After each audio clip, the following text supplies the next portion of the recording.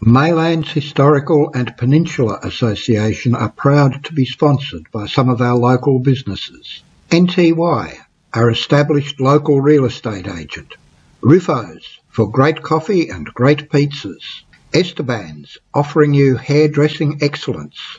Clinicare, for all your pharmacy needs. Rubble Books and Games, a family-run bookstore. Lyric Lane, for good food, drink and music.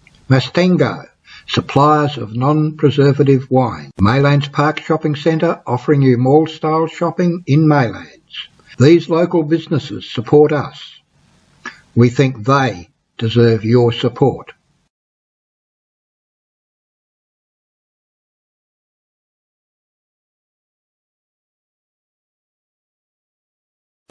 We're here today at this place as part of the continuing tradition of Anzac Day services of remembrance of war memorials and cenotaphs around the country.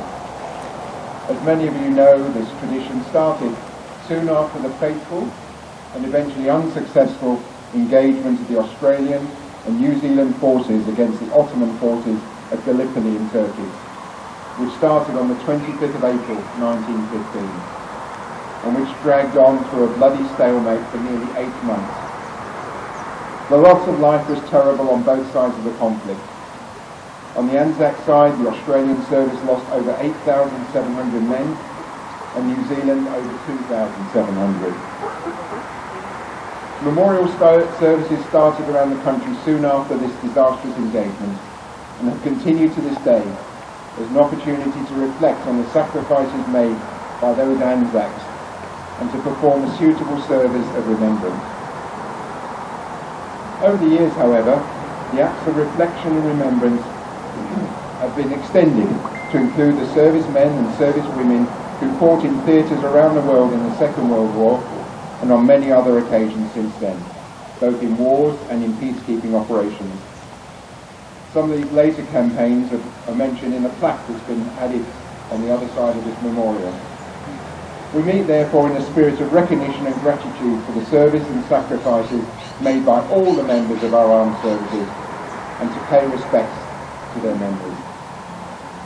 To start the service today, I'd like to invite the Reverend Steve Francis from the Uniting Church to say a few words.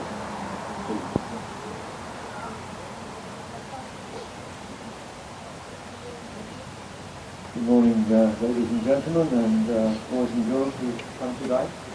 Thank you for being part of this memorial service.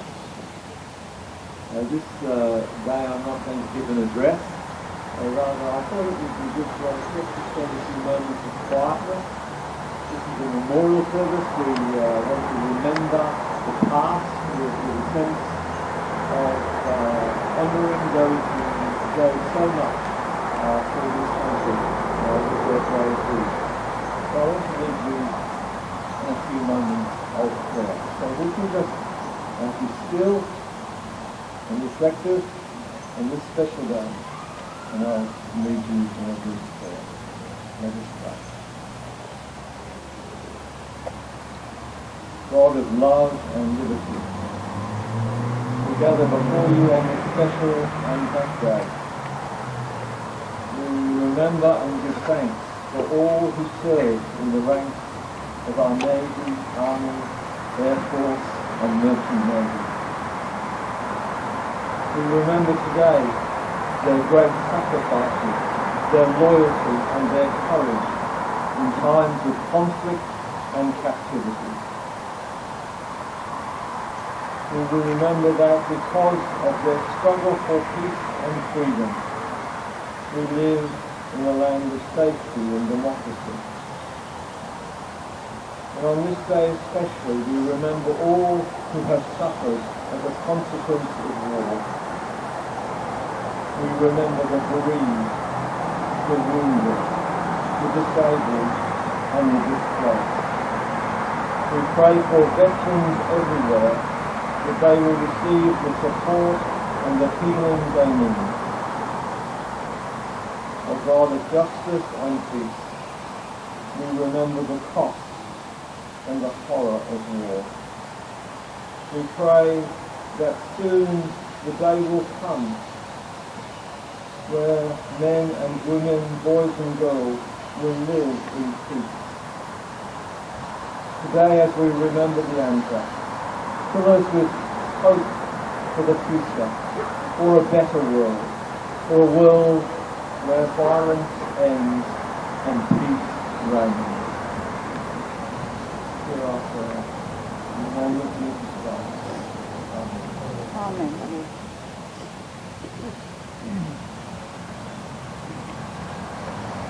Thank you very much. This year we've included 2 poems that we feel express appropriate thoughts and feelings of gratitude and remembrance regarding the servicemen and women of the Australian and New Zealand Armed Services.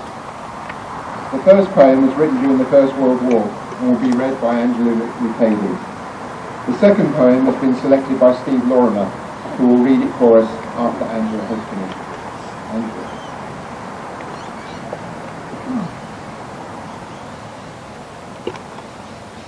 Good morning. This poem is first put in the Brisbane Courier on the 25th of April 1916. In the light of dawn, the break of day, through the water's chill they fought their way. Like their sires of old, to the motherland they came o'er the sea, and they sprang into the strand. And the blood of the Angles, the Scot, and the Celt grew hot in the veins as the war fire burned out. In the light of noon, in the bright sunshine, they fought up the cliffs from height to height, and the sun shone down on that sunny sky, where the soul of Australia came to light. And the blood of Australians was shed on the sod for Australia, for Britain, humanity, God. Shall Australia mourn for the son she has lost? Should Australians weep? Nay, great though the cost, joy mingles with grief, and pride mingles with pain. For our boys died like heroes, and died not in vain. And the soul of Australia, newborn on that day when her sons died at Anzac, shall never be paid.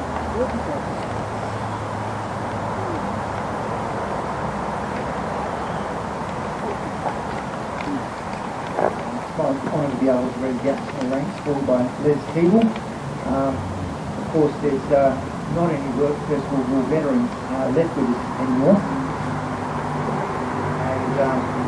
and not many Second World War veterans as well. And Australian culture has changed a lot, but it's great to look back on the thoughts and feelings of people closer to that time who obviously lost people they knew in these wars.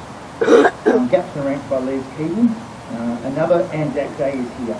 Another milestone passed. A few more gaps in the ranks, a few more than the last. Time's thinning down the old boys, time that keeps marching on. It seems to yesterday when as lads they battled on the Somme. But there's a gleam in those old eyes, and still their step is proud. The old Dick's on parade again, while passing through the crowd. His medals and his colours proudly showing on his chest show the places where he fought and where he did his best. As the cenotaph passes, he's thinking of his mates and of our gallant cellar boys and blokes who still was great. Before his mind there passes Flanders mud and Egypt sand, and the everlasting memory of the rose of no man's land. Once again he's at Gallipoli and waiting for the shore, where he won the title Anzac that will live forevermore. And he's proud of all the young blokes he's fought in World War II. They did things all over that the old digs used to do. And they're marching right behind you, and they step up with their bands. They prove themselves at Tobruk, up in Libyan sand. When on leave they saw Beersheba and Jerusalem in the hills, and they saw old Dig's initials on the wall of Tiger-Lee. And they milled round at Wassa. It must have been a sight when they tossed the old piano in the middle of a fight. But the march is over and the service has begun. The man of God sends up prayer for every fallen son. They sing onwards, Christian shoulders, and here are my gods to thee, and we realise the sacrifice they made for you and me. The crowd breaks up and go their way. Some stay to chat with old friends. It's a pound to nuts, old Dig's head, or the place the elbow bends. And will he let his head go while striking in parade? He's the proudest man who walks this earth, for today is Anzac Day.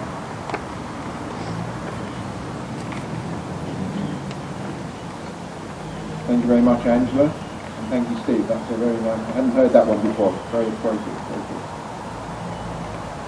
In a moment, I'll invite Councillor Philomena Piperetti, Mayor of the City of Bayswater, to read an extract from a poem, For the Fallen, written by Lawrence Binyon in 1914, and more commonly known as the Ode of Remembrance. Following the ode, I will ask you all to stand for the last post, which will be played by Mandy Herriman. This will be followed by 1 minute silence, after which Mandy will play the rouse. The flag will be raised by David Traynor, and we will make the traditional commitment to the memory of those who gave our lives. Thank you, Nancy.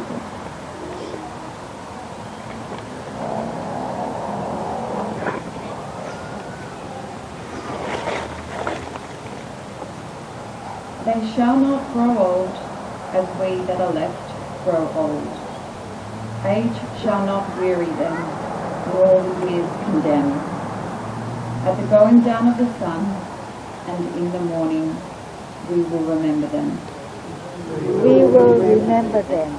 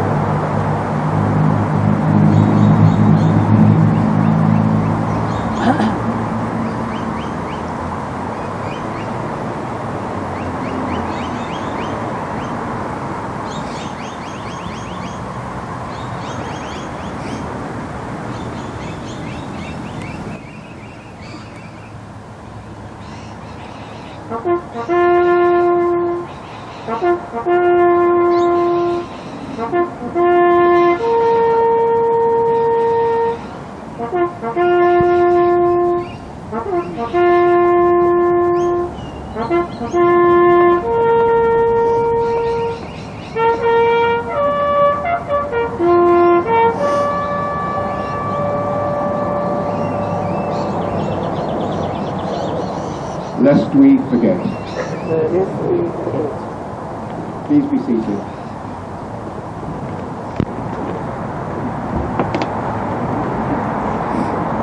Thank you very much for that.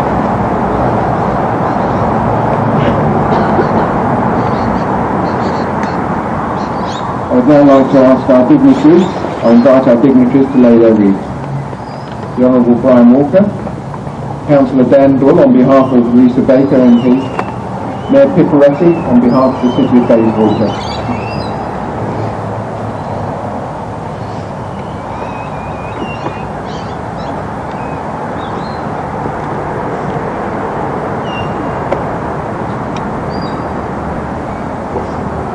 And Angela Lucchese on behalf of the Maylands Historical and Peninsula Association.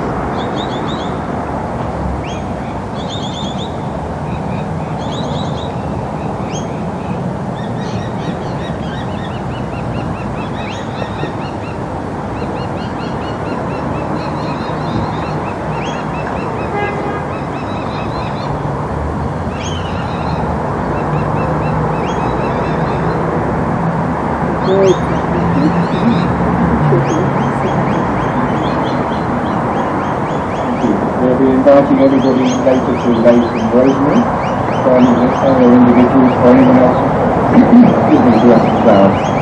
I'd like you all please to stand for the national anthem of Australia and New Zealand.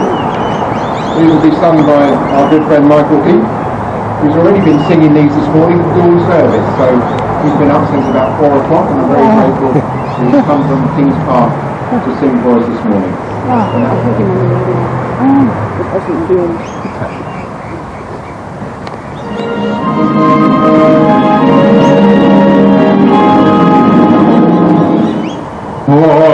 Australians, all let us rejoice, for we are one and free.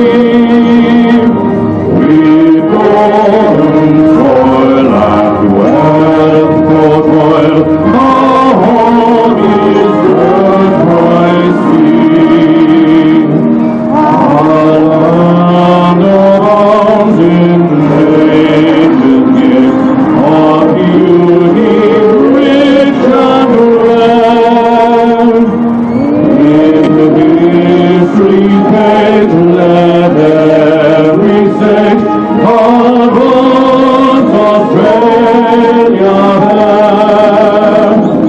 In table strength then let us sing, advance Australia bear.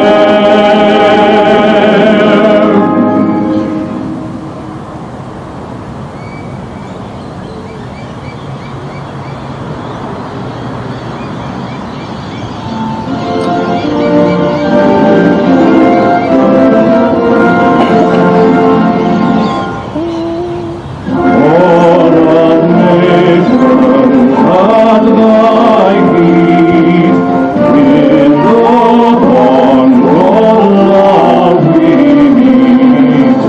Hear our voices, we entreat, lauded and our free land. God the city triple stand from the shocks of strife and war. Make the praises burn our heart.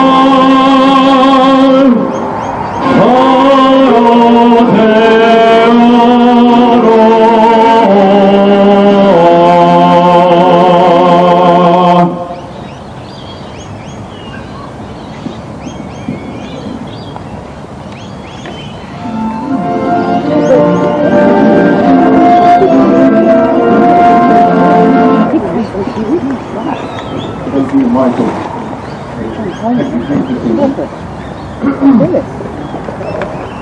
Just to round off this morning, I'd like to thank everyone for coming here today. We're very grateful that we managed to do this service without those showers in between, so that's good. A big thank you to all of those who contributed to making the service happen. My thanks also to John McClellan, our Chief Researcher, who's been operating the camera over there to make a recording which will be posted on our YouTube channel in due course. And to the members and friends of MHPA who came along this morning to help set up.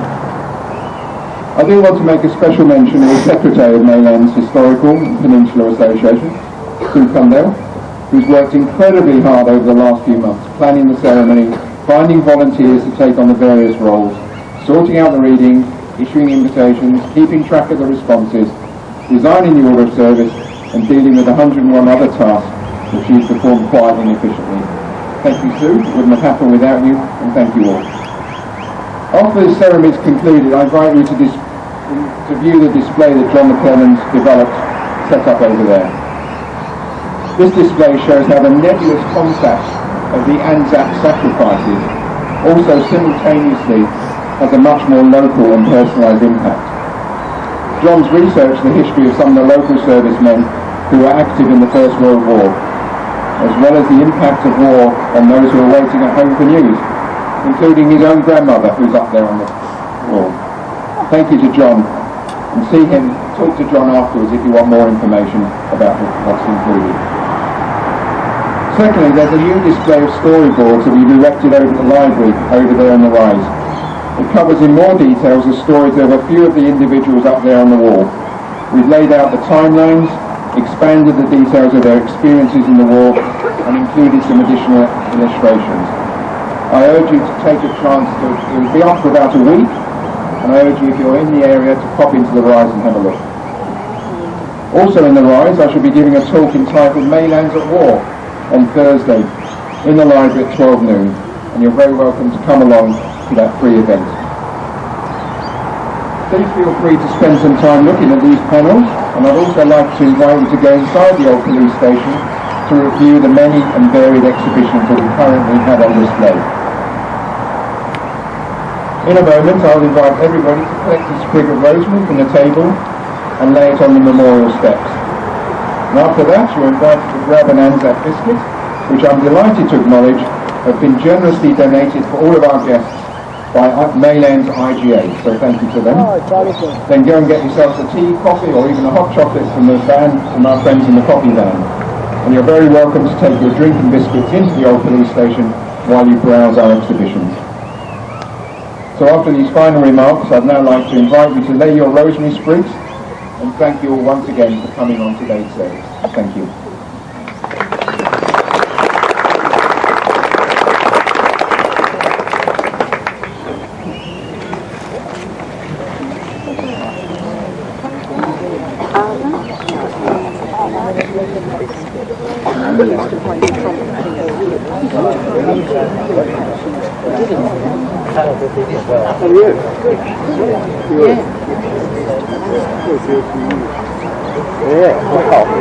Rain's held out. We survived without the rain. I know, isn't it a blessing? Perfect. I kept looking at one of the posters is falling down. It is. Oh, Yep. Before it goes.